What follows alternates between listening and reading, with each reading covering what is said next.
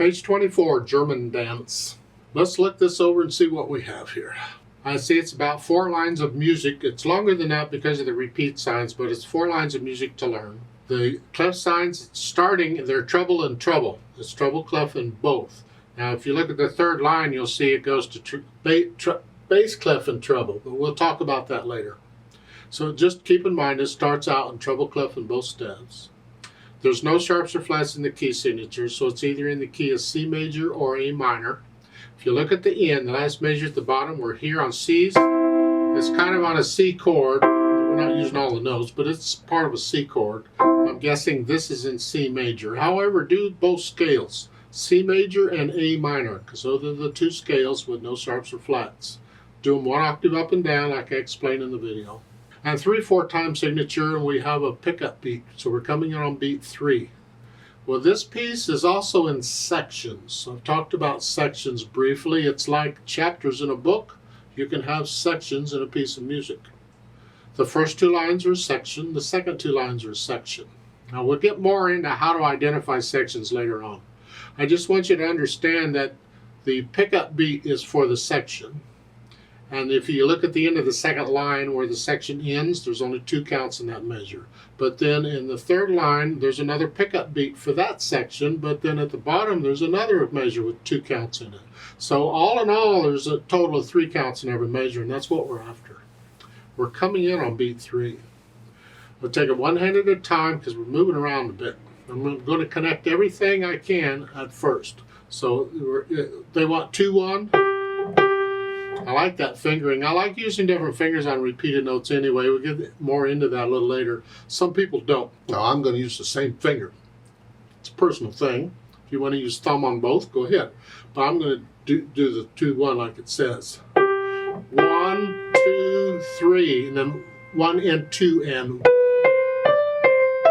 Just make sure you know what all those notes are. And then crunch up a little bit, second finger. Now you can, if you want, rather than 4, you can spread out a little bit and use third finger on the E or the D. Here, this way you're in position. So whether you use 4th finger for the half note D or 3rd, I'll leave that up to you. Pick one and stick with it. I think I'm going to use 3rd because it's easier for me to do that than here. This is a little awkward to do that. So I'll do that. 3. Here. Now, second line, you're going to be here, and then again, there's 2 E's with 3rd. We're just changing hand positions. And then cross over like a scale. We get this feeling like this. You get this a lot in music, and if you can do the scales, it makes playing this so much easier. Third line, you're here again, 2-1 or 1-1, whichever you want, and then it's just a scale, sort of. Thumb comes down, and then just lift up and come down. It's a little awkward. Now, there's other fingerings we can do to avoid this going from the second measure, the third line, the full measure, to here. There's other fingerings we can do, but I don't really want to introduce those yet. So we'll just use the fingering in the book. Here, and then here. Then just reach up and come down. And again, reach up and come down. So this is sort of like another type of scale, but the feeling is the same. It's 1, 3, 1. We didn't play the B.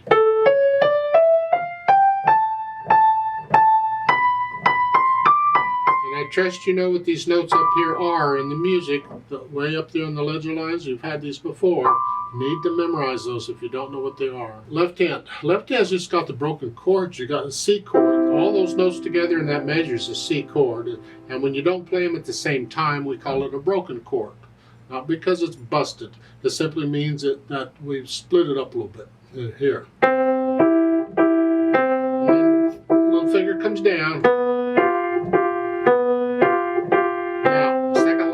Second measure, you have to come down here. That's an F, 3 ledger lines below the staff. Remember, 1 is in C, 2 is in A, 3 is in F. So it's an F, and then you have an A and a D together. See, the whole chord is that. And then a G, come up a little bit, and then come up here. See, we could come up. Yeah.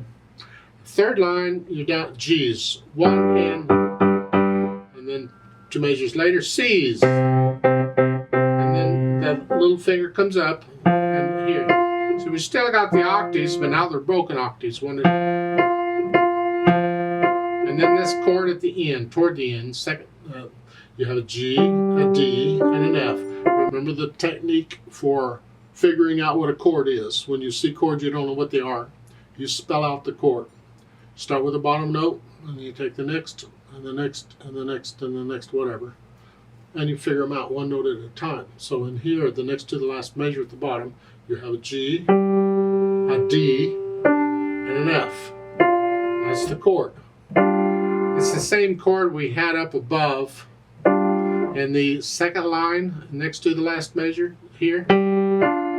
We had it in treble clef, and now we get the same notes in bass clef. Only that's not broken. Yeah. So once I have an idea what each hand is doing, then I attempt to put the hands together, and I hesitate all over, I don't care. I just want to know how the fingers are worded. So it's here, here, and then here, here,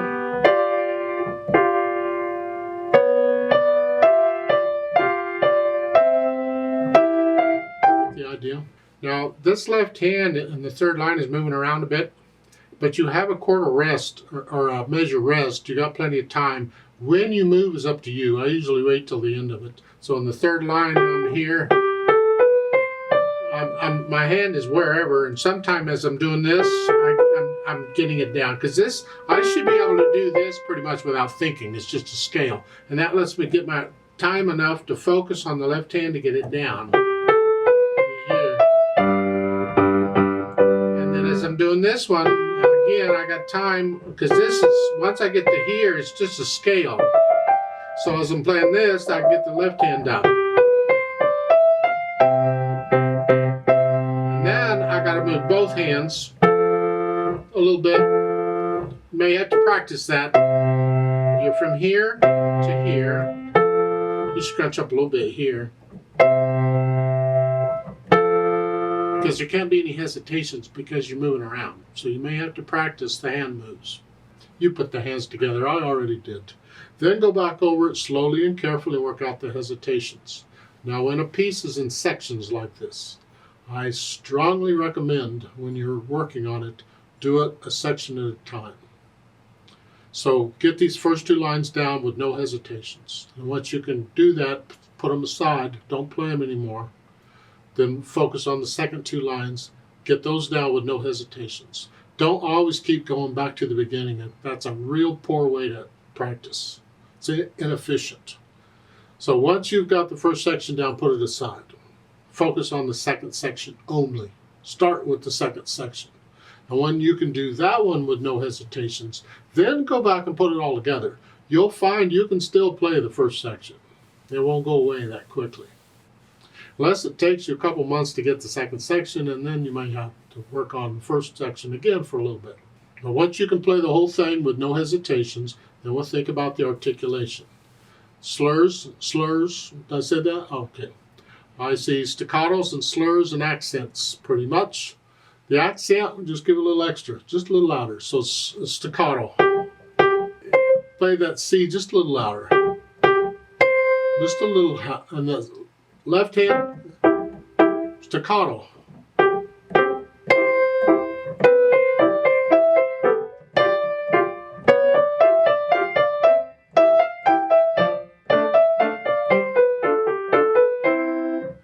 So add in all the slurs and staccatos and accents. And once you're sort of comfortable with that, and again, you can do this a section at a time, rather than tackling the whole thing all the time, then add the dynamics.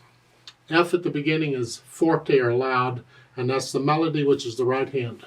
That makes the accent note a very loud note. You'll have to decide what loud is in your situation. This left hand needs to be in the background.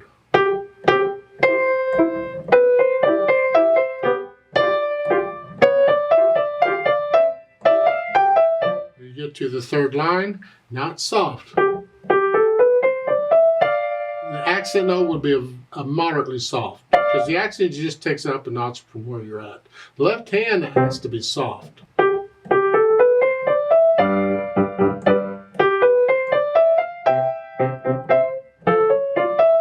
Last line, you have a crescendo there in the first measure. That's C-R-E-S-C. It's an abbreviation for crescendo, which means gradually get louder. You're going to go up to loud for the third measure. F is forte. So don't get loud till then. So you're going from soft to loud. So in that first measure, the last line, you're soft, loud, but up here now. So I save most of my crescendo for that second measure. Because when you crescendo, it's not a straight line going up. It's a little bit, and toward the end of it, then you start really making a difference. Generally, you shape the crescendo, so it's soft.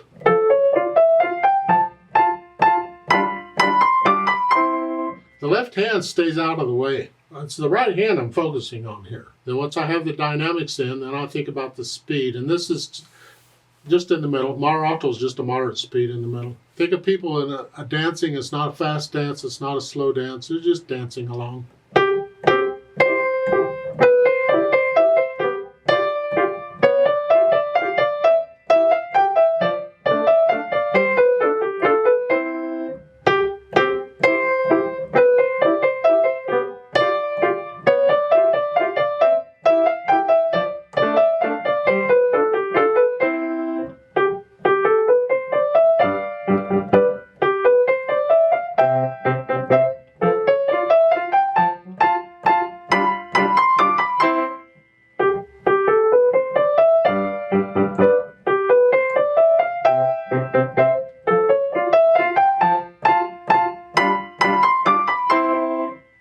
Yeah, don't copy me, please. That's just one way.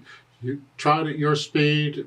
Think of the natural accents. 1, 2, 3, 1. Put those in.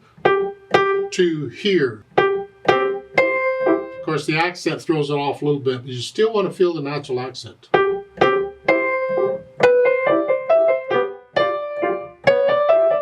One, two. You want to feel these all the way through. Now the repeat signs. Just make sure you understand them. The repeat at the end of the second line sends you back to the beginning. And the repeat at the end sends you back to the beginning of the third line because there's a reverse repeat sign. So you're playing the first 2 lines twice, then you're playing the last 2 lines twice. That's all. Let's play this together very slowly. Once you can play it with no hesitations. I'm not going to do the louds and softs. I'll do the staccatos and stuff, but that's it. I'll give us 2 counts because we come in on beat 3. We're just checking notes and rhythms. That's all this is for. We're not performing it, just notes and rhythms. Even one hand at a time if you need to for a bit. Ready, go.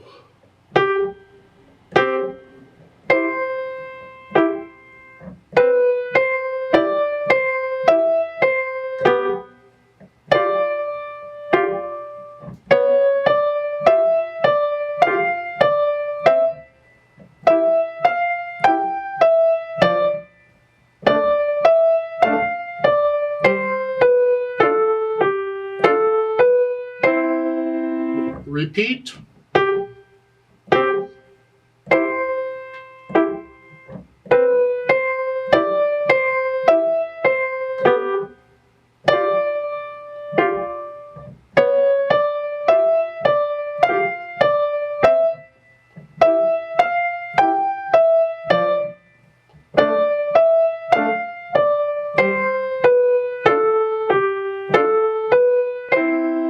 Rest.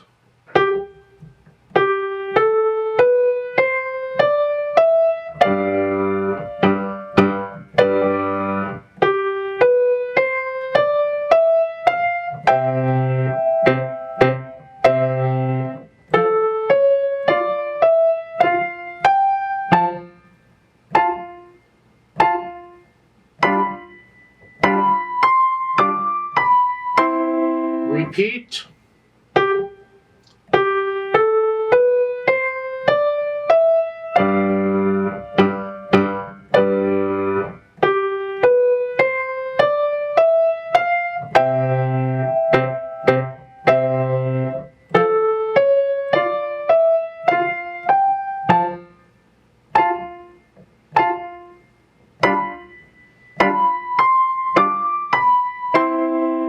rest.